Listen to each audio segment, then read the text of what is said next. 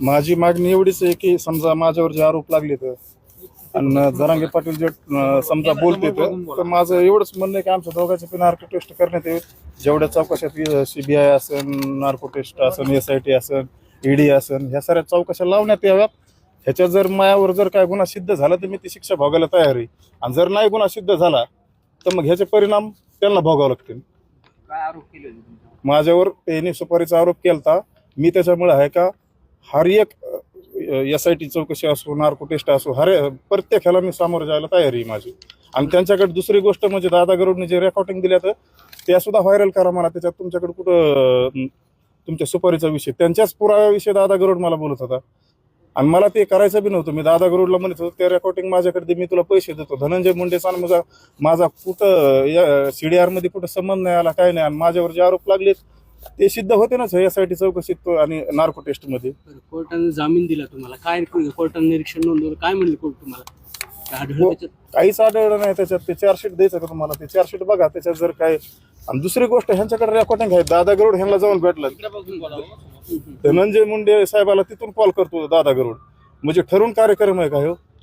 आणि माझा जर कुठं CDR मध्ये कुठं फोन मध्ये धनंजय मुंडे सोबत जर माझं जर काय असेल तर काढा ना ते.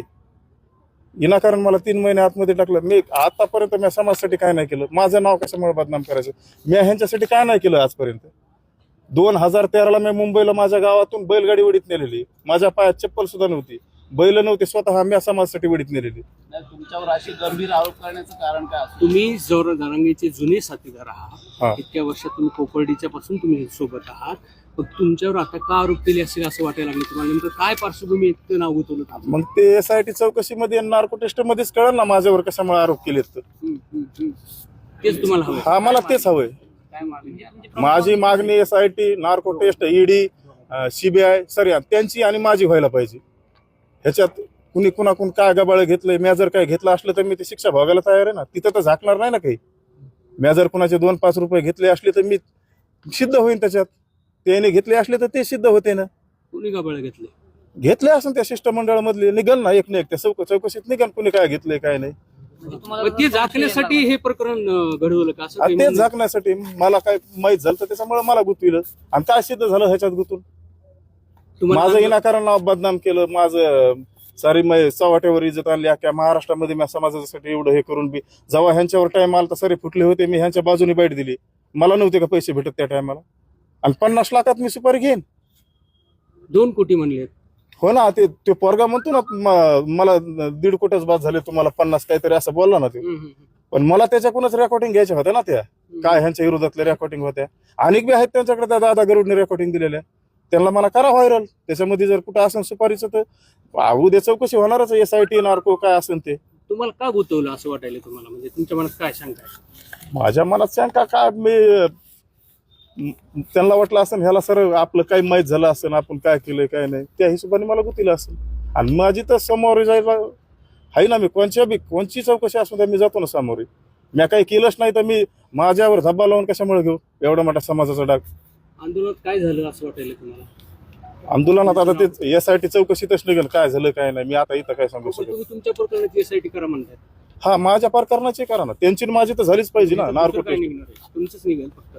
तुम्ही म्हणता आंदोलनातलं काही झाकण्यासाठी माझ्यावरती हे झालं. हा, मग त्या आंदोलनातलं बी काढायला पाहिजे ना. हा, साईडचे जेवढे त्या शिष्टमंडळात आहेत, कुणाचं कुठे काय, कुणी कुठं काय केलंय ते सारं निघणारच ना. तुम्हाला माहित होतं की? मला माहिती, मी बरोबर योग्य वेळेला बोलतो. काय SP साहेबांनी काय सांगितलं तुम्हाला? आता काय बोलणं झालं? SP साहेब म्हणले ह्याला ANC केस आहे म्हणले, ह्याच्यात काहीच नाही, तुम्हाला एवढे दिवस कसं काय लागले. पण आमचे वकील सुद्धा मॅनेज केले. आमचे जामीन नाही होऊन दिले. कोर्ट सुद्धा म्हणलं ह्या केसमध्ये काय ढेकळं नाही. ह्या केसमध्ये कोणी मॅनेज केले? आता तुम्हीच ओळखून घ्या कोणी मॅनेज केले. तुम्ही कशाला कोणाचं नाव घेऊ? म्हणजे तुम्हाला त्यांचे प्रतिनिधी अंबड कोर्टामध्ये आले होते. त्यांचे सहकारी आले होते ना.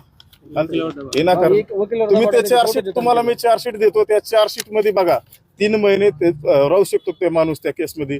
आणि आता मी बी आबरू नुकसानीचा दावा टाकणार आहे ना. ते केस मी चालू करणार आणि केस सुटल्याच्या नंतर आबरू नुकसानीचा दावा टाकणार.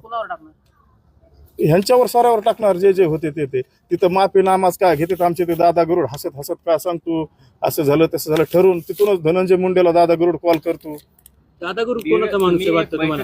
दादा गरुड ते आता SIT मध्ये सरांनी कुणाचा माणूस आहे काय त्या बैठकीमध्ये खाली बसलेले दिसत होता. हा मग ते मला धमकून माफीनामा हे घ्यायला ठरवून असतं हे ठरवून केलेले.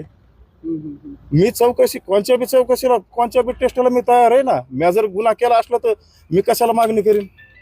कोपर्डीचं काय इतिहास आहे? तुम्ही कोपर्डीत बरोबर होता जरांगे पाटला बरोबर, आता काय झालं बिनसला? कोपर्डीमध्ये मी शिक्षा काढली, पाटलाने नाही काढली. मी शिक्षा काढली, 20 महिने जेलला होतो, 5 वर्षाची शिक्षा लागलेली मला. जामीन सुद्धा नाही झाला. ह्यांनीच सांगितलं कोर्टामध्ये मारा असं तसं, ते सुद्धा प्रूफ आहे. हे काय म्हणले, तुम्ही जर पोरा हो नारायणगडाचा कार्यक्रम कॅन्सल होईल, तुम्ही जर नाही मारलं तर मी फाशी घेईन, हे म्हणले होते का नाही. ते बी नार्को टेस्टमध्ये येईल आणि SIT मध्ये ते सुद्धा येईल. मी लय मोठा काढणार. मी आज 2 दिवसांनी बोलतो तुम्हाला. तुम्ही जरांगे पाटला बरोबरच गेला होता ना कोपर्डीला, काय झालं होतं? पाटील कुठे जेलला होते? मी जेलला होतो. पण गेले तर सोबत होते, त्यांनीच नेलं ना तुम्हाला का नाही? त्यांनीच नेलतं ना, दुसरा कोण नेणार? तुम्ही हाबरून नुकसानीचा दावा. साऱ्याच त्या शिष्टमंडळावर ज्यांनी मला टॉर्चर केलं त्यांच्यावर साऱ्यावरच. मग ते ज्यांनी तक्रार दिल्या त्यांच्यावर आबरू नुकसानीचा दावा टाकणारच ना मी. बरं, म्हणजे योग्य वेळी तुम्ही सर्व पुरावे आता देणार आहे. हा 22 आमदार सुधारलेले ते. तुमचं काय अंक म्हणजे आज पुढे काय सांगणार? म्हणजे तुम्ही आता म्हणता की मी 2 दिवसांना अधिकच बोलणार आहे. काय? 2 दिवसाची नार्कोची मुदत दिली मी 2 दिवसाची. बरं, त्यांनी सामोरं जावं. त्यांनी जर नाही ना काही केलं, मी जर गुन्हा केला ना, मी सामोरं जातोय ना, नार्को टेस्टला जातो, जेवढ्या चौकशा असतात तेवढ्याला जातो. त्यांनी बी सामोरं जावं. जर मी त्यांची सुपारी घेतली असली तर विनाकारण कुणाचे कशाला नाव बदनाम करतात. ठीक आहे. एक मिनिट अजून